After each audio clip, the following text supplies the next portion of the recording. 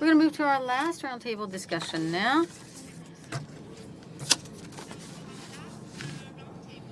Is a carte blanche to Michael Culture Association, which is a European network devoted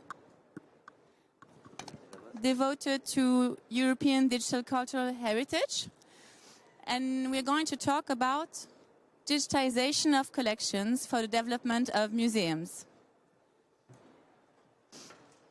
So for this, I'm very honored to welcome Hélène CAVALIE, which is the Deputy Director of the Collections of the Mobilier National. Vesna Lovrik-Plantic will be with us via Zoom, who is Head of Clocks and Watches Collection and Head of Collections Department at the Museum of Arts and Crafts of Zagreb. Marie-Véronique LEROI, Project Manager Semantic Web or Web 3.0 at the Ministère de la Culture. Also with us via Zoom, Teresa NATALE, who is Senior Project Manager at Michael Culture Association, and Alessio DEL BLUE, tenured Senior Researcher at the Italian Institut of Technology. So I will be handing over to Corinne Steinsneider, who is the coordinator of Michael Culture Association, who will be moderating this roundtable in a few seconds.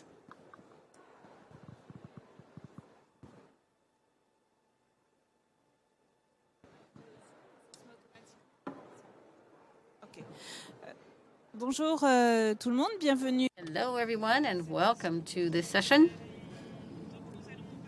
So we'll be talking about the digitalization, digital transformation, and the issues for French and European museums. So digital transformation has become a very major issue for cultural institutions and heritage institutions, and we will be focusing during this discussion on digitalization, publication, value-enhancing, reuse of heritage collections that are digitalized or digital cultural heritage. So we'll be talking with our guests here, our panelists, about how digitalized collections and their broad dissemination is an issue is important for collaborations across museums, for the visibility of museums, and what opportunities there are today.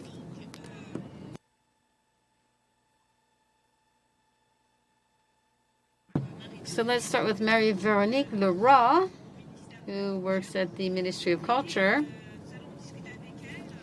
So we'll be talking with her about the promotion to discover digital content online. And the question then is, why is this important to publish, digitize the collections on platforms such as European art? So these are broader, larger, and cover several different collections, not just the collections specific to a museum. Thank you, Corinne. Thank you for having me. Well, since I represent the Ministry of Culture, as well as the presidents of the European arts, as I represent European arts as well, so I may talk about beyond publishing on different platforms. Well, I would say it's important, first of all, to publish, to post. Now, why publish? Well, because it's something, there's regulations behind that for public institutions, for the Ministry of Culture. For instance, there's also the public service mission we have, because the Ministry of Culture is to make culture accessible, make cultural heritage accessible, and the digital cultural heritage accessible to everyone. So publishing, digitizing our collections contributes to that mission.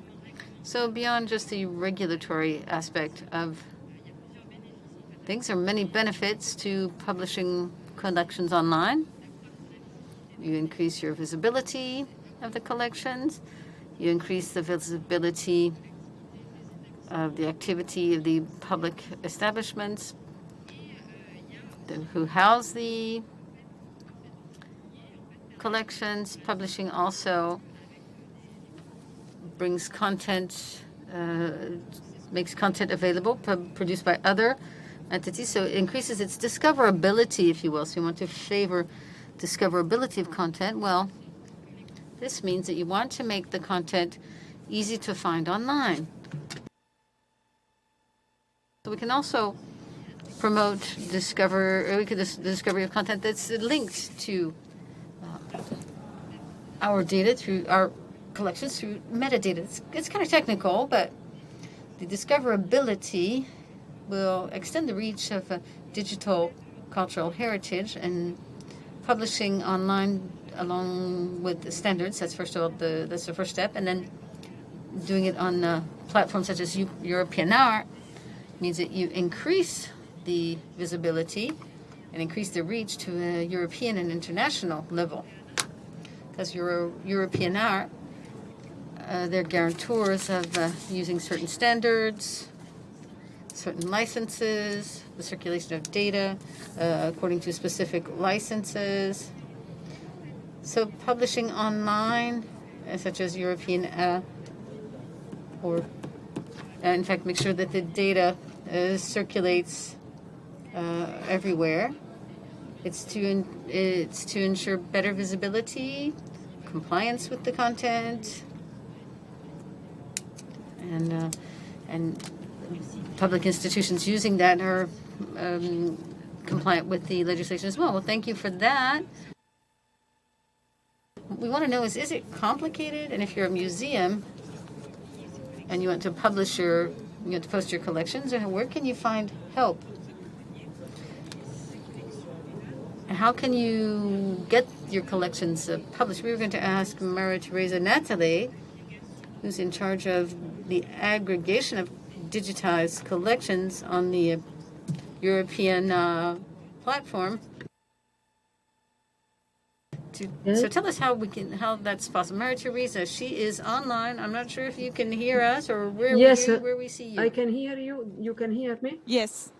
Okay, I will speak in English directly. Okay, thank you for having invited me to this round table.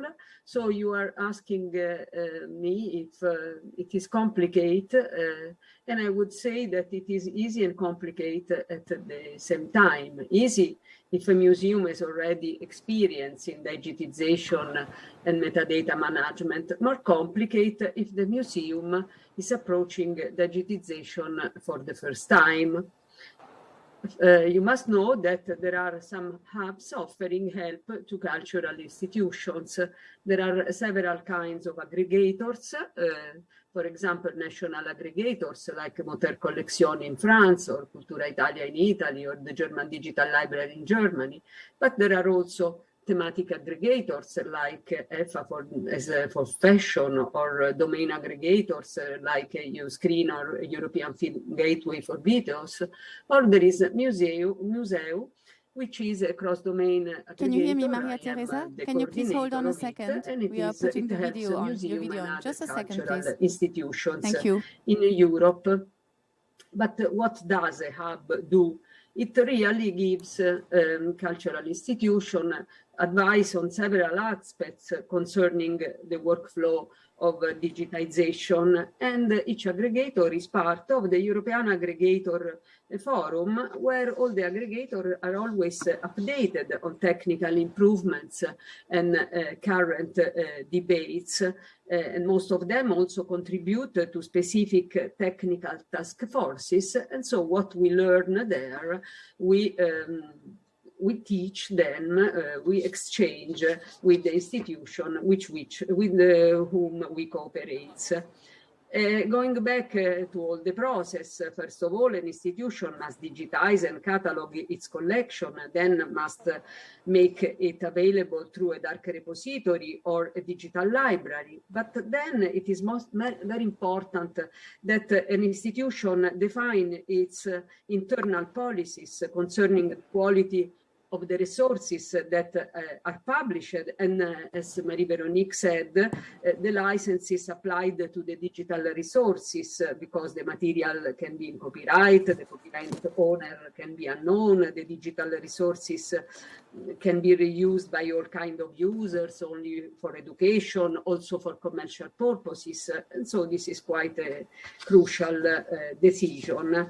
Once the content is online, the cultural institution can contact the aggregator in order to be helped in sharing the content via Europeana. And usually an aggregator has a tool which allows to map, let's say, the metadata of the institution with EDM. EDM is the Europeana data model, which is the proposal of structuring the data that Europeana uses for ingestion, management, and publishing. And considering that this EDM let's say, manages three types of classes of information. One on the real object, the book, the statue, or what it is. Another on the digital representation on it, and the third on the aggregation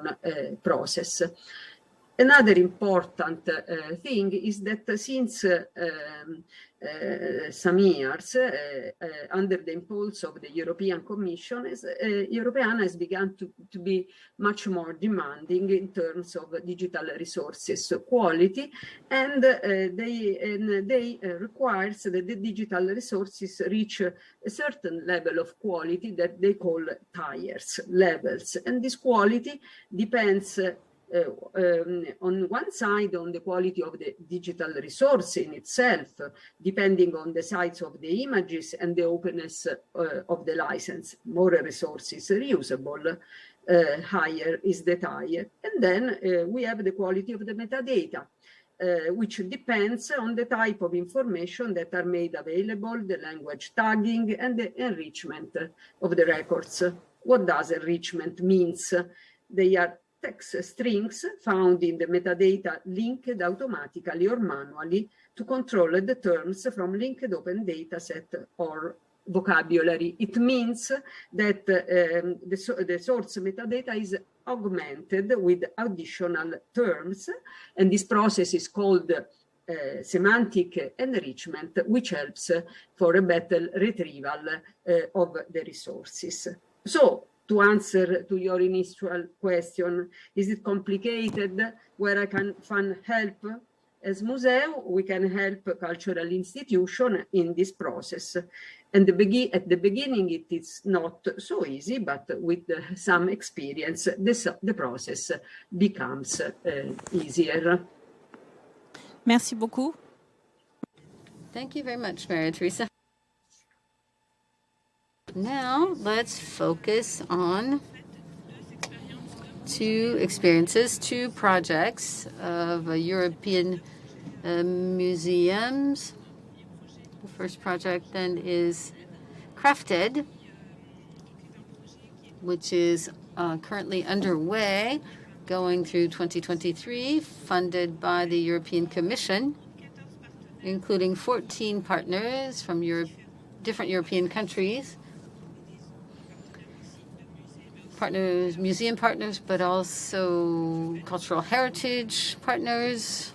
So the project focuses on craftsmanship, tangible and intangible aspects, and taking back ownership in and that its reoccurrence in contemporary creation. So Crafted's goal is to bring together new data, new collections that are digitized relating to craftsmanship online and European. We have a whole host of blogs, interviews, galleries, online exhibitions based on these exhibitions, and they're multilingual, and also using tech solutions. The goal is to enrich the digitized collections that are available online. So the enrichment includes descriptions, So here we'll have 2 museums participating in the project. So we have National Mobilier, so furniture, that's a French museum. And we also have the National Zagreb Museum in Croatia on craft. So first of all, let's give the floor to Hélène CAVALIE for the French National Furniture Museum. So the question is, why is it important to contribute to European projects using your digitized collections? What's the interest for you? And is it scientific? Is it about informing the public? Or is it cooperation? What is the justification there for you? Can you hear me? Yes. Let me first of all answer the question from a public standpoint, from an audience standpoint. I often do searches and I look at artists' biographies. So I look in archives and I'm trying to find, say, their works. For instance, my first reflex is to go on Google, but many museums have their database that's locked. So it's not accessible through Google. So then you have to go check those little, 100, 200, 300 museums, and after a while, you run into the language barrier. I can go through the French, Italian, Spanish, English catalogs, but if I start going further eastern, I don't speak German, so I find it problematic to search in the rest of Europe. So from my standpoint, if I look at people's, the public's attempts to try and find things, if I go to the French Furnishing Museum, then I can only be in French. But I see that some 90% of the public, 90% of the audience is French and French speaking. So it proves that there's a language barrier and that my data isn't open enough. So that's why we got involved in the crafted program, because our collections spotlight know-how. We have the Gobelins rug making and tapestry and restoration workshops. So all of our objects are produced or restored on site. So they have a story to tell. So these objects are sort of, as it were, locked in to this French description. So if you put them on Europeana or crafted, you have that little stream of data goes into the big river of data of all the European museums and all the cultural institutions. So you have more data there. And then you have all of your non-French speaking readers who can get the data with automatic translation, or the data in all the languages, so anyone can check it out. So it makes it available to a broader audience. Thank you, Hélène. Vesna. Yeah. Yeah, thank you. Hi. Welcome. Welcome in Paris, Vesna. Thanks to be there with us. Vesna is at the head of collections department at the Museum of Arts and Craft of Zagreb, and I have the same question for you because you are also involved as a full partner in the Crafted project. So my question is, what is the interest for museum to participate in a project like this one? Is it a scientific interest? Is it mediation? Is it visibility, of course? And what is your role in the project? So, please. Thank you. So I would say all of these that you mentioned are relevant, and we participated even earlier in some European projects like Partage Plus, Athena Plus, European Archaeology. And we published on Europeana more than 60,000 objects. But this project is, do you hear me? Yes. Yes. This project is of interest, special interest for us, because we are, as our name says, Arts and Crafts Museum. So we have all kinds of crafts work, dating from the 13th century until the present day, from, I don't know, metal, glass, ceramics, clocks and watches, furniture, and so on and so forth. And I would like to stress that this visibility that could be achieved online is especially interesting now because I don't know whether you know, but Zagreb was struck by a heavy earthquake 2 years ago.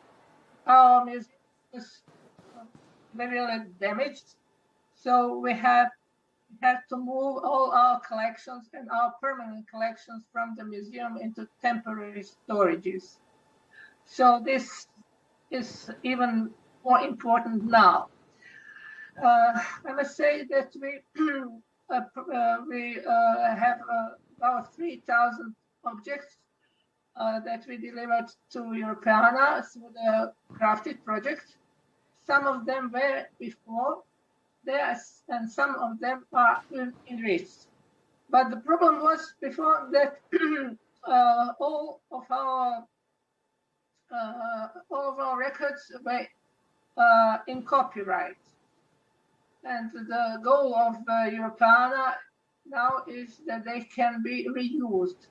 So we will, within this Crafted project, make them reusable and raise our tire to 3 and 4, most of them 4, and they'll be public domain and can be freely reused for, I don't know, galleries, exhibitions, blogs, and so on. So I think it's a very, very important fact. Then I think it's very important to achieve multilingualism and to connect our some of our metadata to control terminologies or thesauri like Gettys, AAT, or TGN, or BF thesauri. So we have standardization, and the objects could be easier retrieved. So, for example, we are going to do terminology on authors that appear in the records that we deliver now within the Crafted project. And we have about 500 authors. And I would say most of them can't be found neither in BIAF nor in, let's say, Wikidata, because they are Croat, let's say, craftsmen.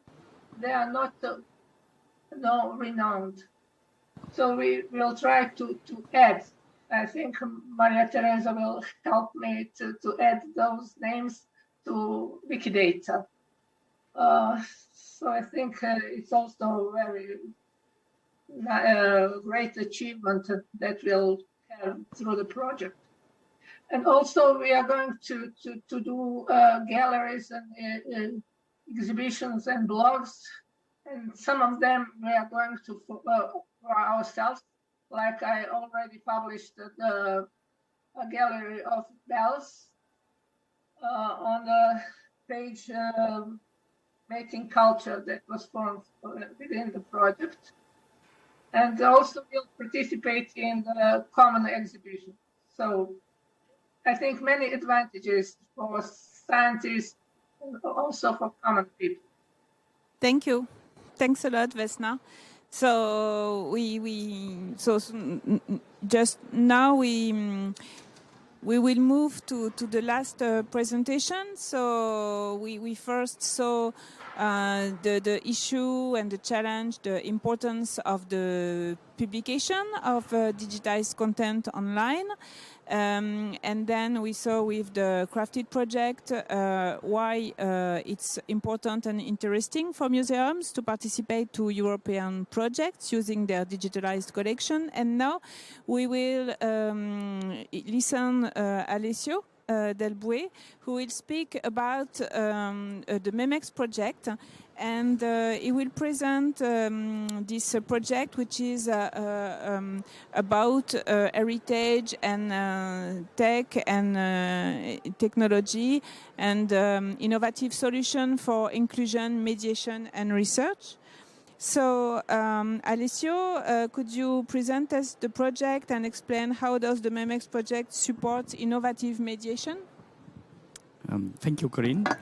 I will get some help from some slides for my presentation. So, I'm Alessio DEL BLUE, and I'm the coordinator of this project, MEMEX. It's a very interdisciplinary project because we have both entities from technology side and also from the social side.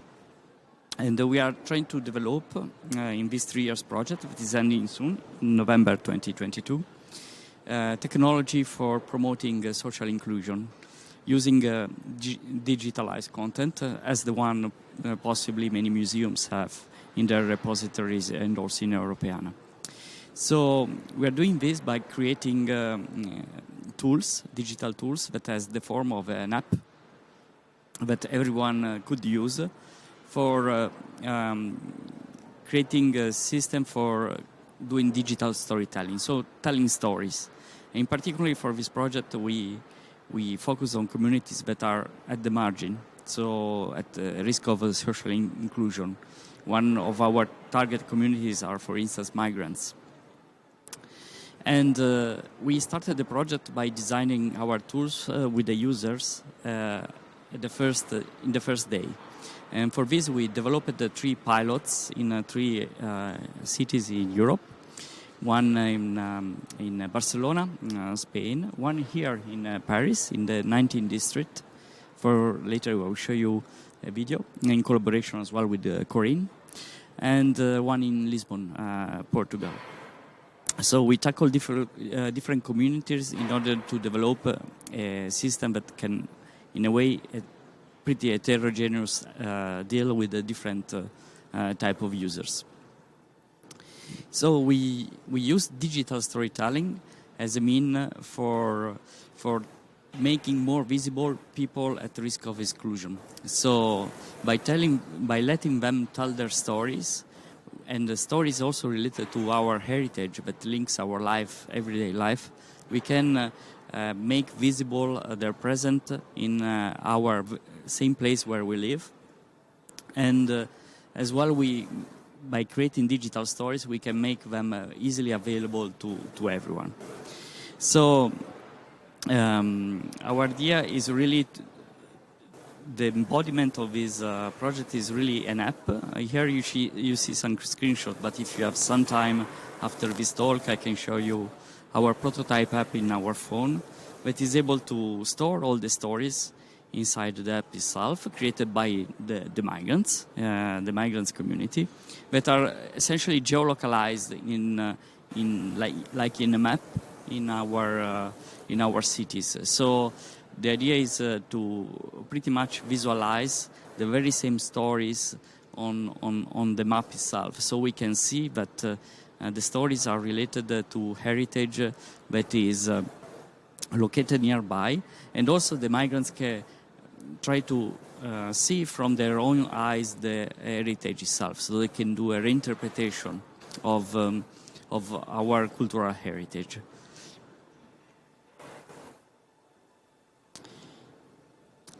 This app not uses only the stories of the migrants, but also use all the digital content we can fetch from the app. Because during the story creation process, we would like to link the information of the heritage, digital heritage we have at the moment, to the very same stories the people are telling. So by suggesting content to them, or just telling them how their story is related to the heritage that is nearby the places they are telling the stories about. So for doing this, there is a lot under the hood. So I'm a technology person, and I'm working on how to geolocalize these stories almost automatically in the environment. So we get the data, we get also maps, and we get the visual information in order to attach these stories to particular location. and also to localize them automatically. So our sources of information are, of course, Wikidata, OpenStreetMap for the maps, Mapillary, that is a database of images, and then as well Europeana, as we discussed before, is a very useful source of information for us to link the stories to the current heritage. Here, now I will show an example of the pilot activities we are doing now at the moment in Paris, and we'll see again Corinne this time on a video. I don't know if you can hear the audio of the video. Just a second.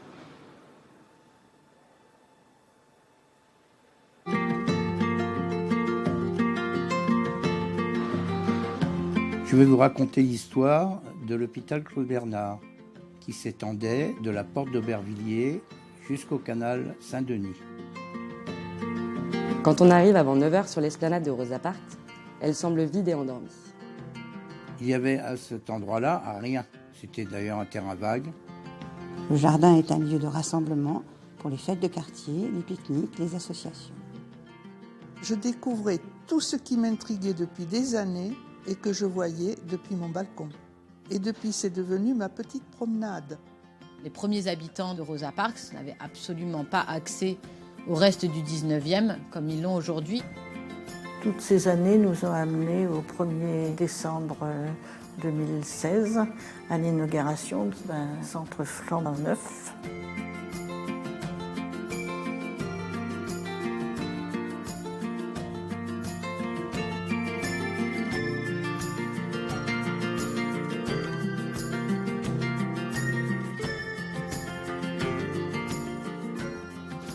So, as you've seen in these videos, you've seen some of the stories the participants of the Rosa Park district have created during the project. These stories are actually in the app content, and for them it was very useful to see that their experiences can be tangibly seen in their very same places where they live, and this is one of the positive outputs for them in the project itself.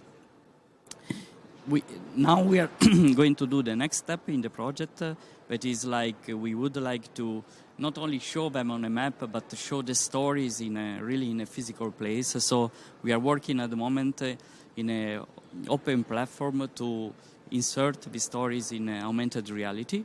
So using our phone like a sort of window that show not only the physical objects where we are in, but also the story and the digital information associated to this very object. In this way, we can really navigate through our street and not see only the monuments, but what is associated digitally on the monuments itself.